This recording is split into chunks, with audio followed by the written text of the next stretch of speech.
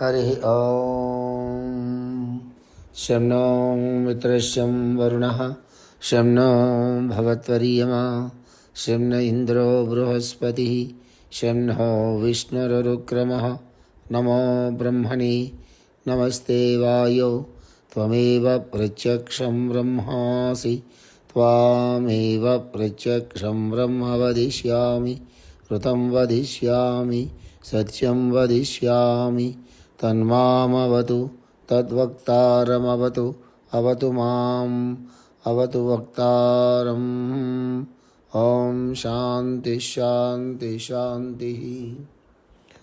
Now we are dealing with lordships. Lordships means rulers. For example, Mars is the ruler of Aries and Venus is the ruler of Taurus, like that. In sometimes we use Mars is the lord of Aries, like that.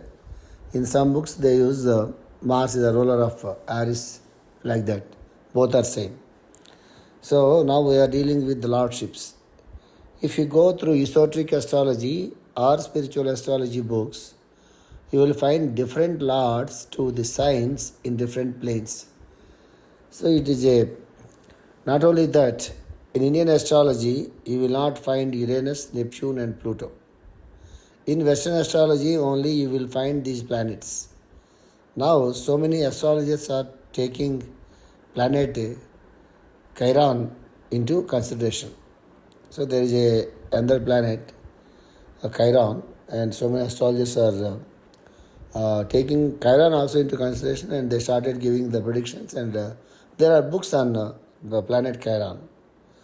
In Western astrology, Uranus is the lord or ruler of Aquarius, and Neptune is the lord of Pisces, and Pluto is the lord of Scorpio. Here the master is giving some important information about these lordships.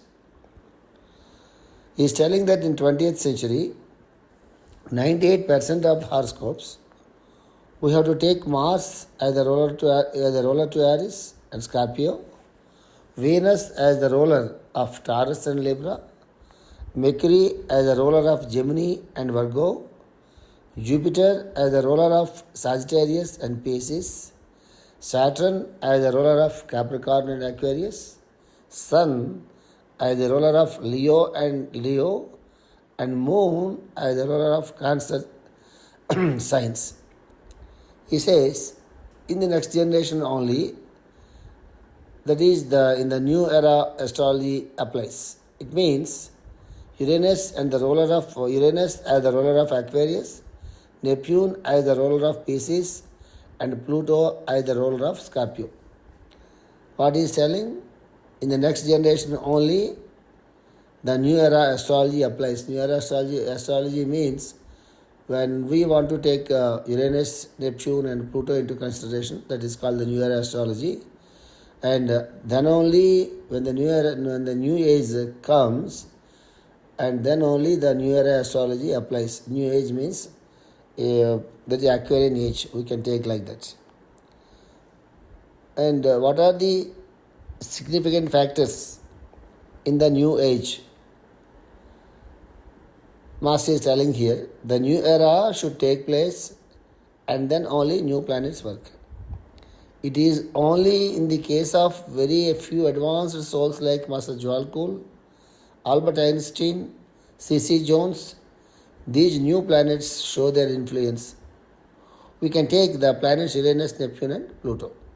Master says, these planets, Uranus, Neptune and Pluto, work more in the children born after 1975. They are fit to have the new lordships. Gradually the number increases decade by decade. Of course, this is not a final conclusion. Master is clarifying here, as per his observations, these three planets, Uranus, Neptune and Pluto, they work more better in the horoscopes of the people who are born after 1975. So he is telling that he is That is his impression he's telling. So, when I started learning astrology from the master, I also try to find out the people whose horoscopes is and horoscopes Uranus, Neptune are working. I could find some people in some people's horoscopes who are born after even 1950, and I found in few horoscopes the influence of Uranus and Neptune also. So, but very few. That we have to understand that. Here we have to understand one important point. Even before 1950 born people also, you will find the influence of Uranus and Neptune. For example, G.D. Krishnamurti garu and U.G. Krishnamurti and Osho. I am speaking from the spiritual side. And maybe some other people might be also there. Maybe I don't know about them. But here, when why Master is telling only after 1975 means there is a meaning in it. Cases always will be there. Exceptions always will be there in the humanity, but they are very, very few. We cannot generalize. After 1975, it will be generalized. When we wanted to look into any horoscope to find out their mind setup and their way of living and their thinking patterns, definitely you have to take Uranus, Neptune also, Pluto also into consideration, especially Uranus and Neptune. That is what actually Master wanted to tell. Okay.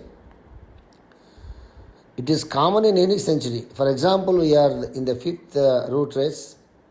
I know the people who are having the traits and qualities of the sixth root race. So I am giving you one more example. When you go through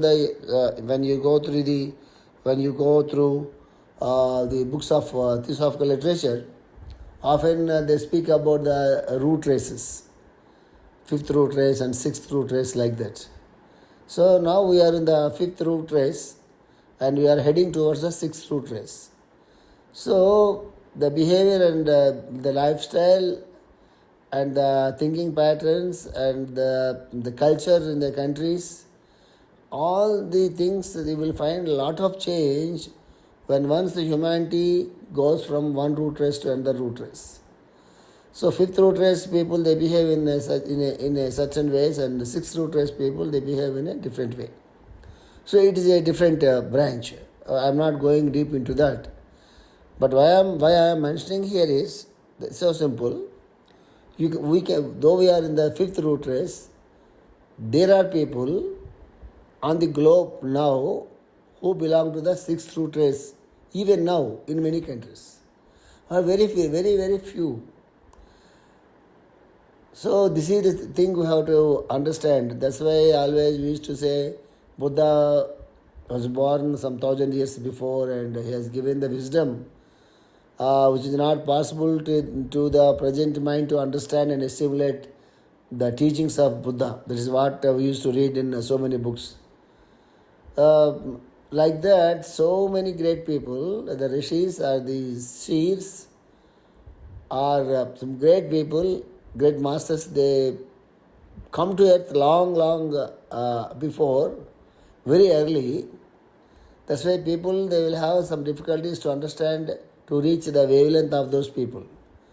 But people come to the earth. Why? Because they are the role models for the next generation or for the next root race. Same thing applies to Uranus and Neptune also. It is enough. Humanity has not yet entered completely into the Aquarian age. It is only in the first or second degrees of Aquarius. Unless spiritualism supplements the technology and science, we cannot call it Aquarius. You understand this very, very clearly. It is very important. Unless spiritualism supplements the technology and science, you cannot call it Aquarius. Spiritualism means, don't misunderstand that doing some worship and doing some puja and going to the temple and going to the church or mosque. Don't think that is the only spiritual way. Spiritualism belongs to the spirit. This you have to understand whenever whenever you know the word spiritualism. Simply you have to understand it is something to do with the spirit only. That is the spiritualism. Mere space science and electronics speak only the first and second degrees of Aquarius. So when we speak about we are in the space age and the scientific age and we are all Aquarians, no, it is not like that. Mere space, science and electronics speaks only the first and second degrees of Aquarius. Every sign is 30 degrees, and now we are in the beginning of the Aquarius. That's what Master is explaining here. The present international political situations prove that we humanity are not yet matured to be called as Aquarians. We have to wait until everything is peaceful. Without soul development, no scientific development can be called Aquarian. Pure scientific development belongs to Mercury and never to Uranus. Pure scientific development belongs to Mercury and never to Uranus.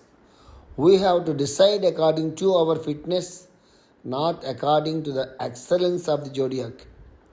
Zodiac or planets are always excellent, but it is our awakening that decides our age.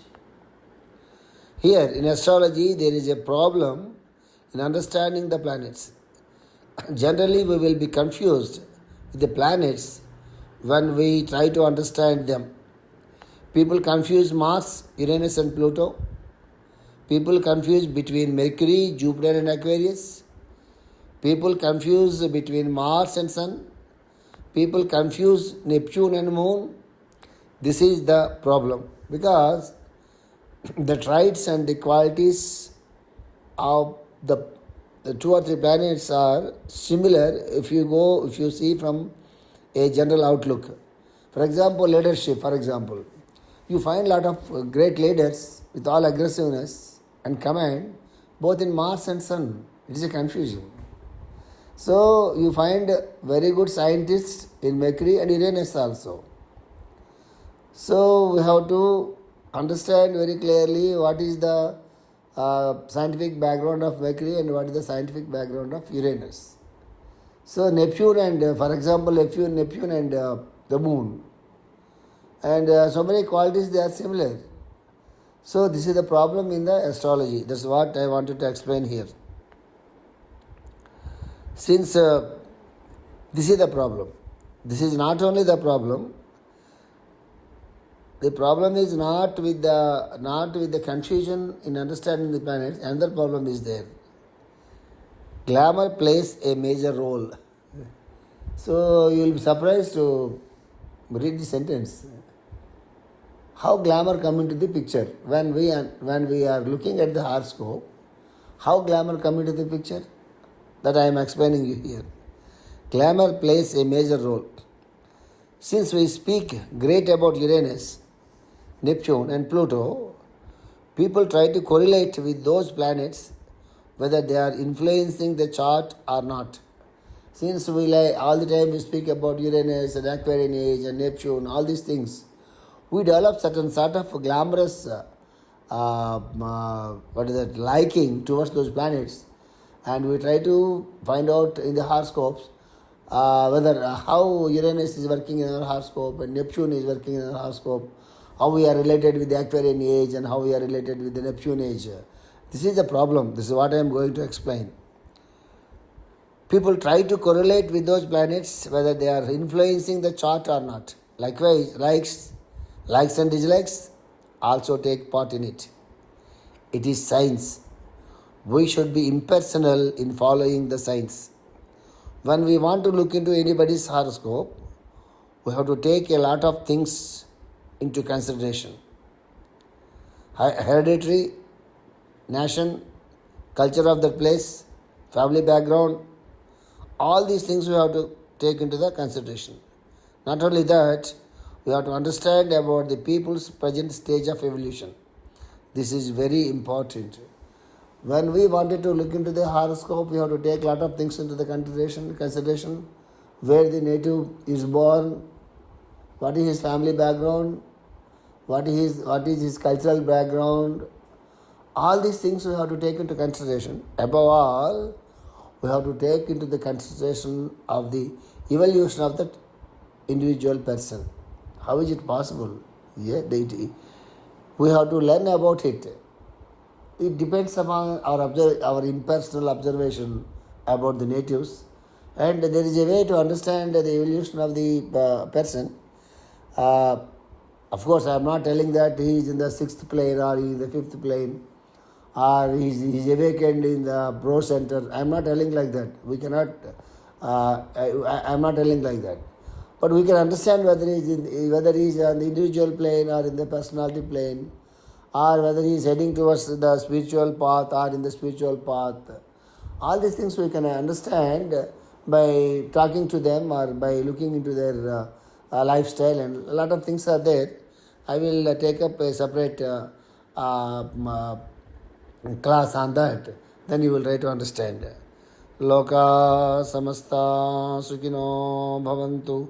Loka samasta sukino bhavantu. Loka samasta sukino bhavantu. Om Shanti Shanti Shanti.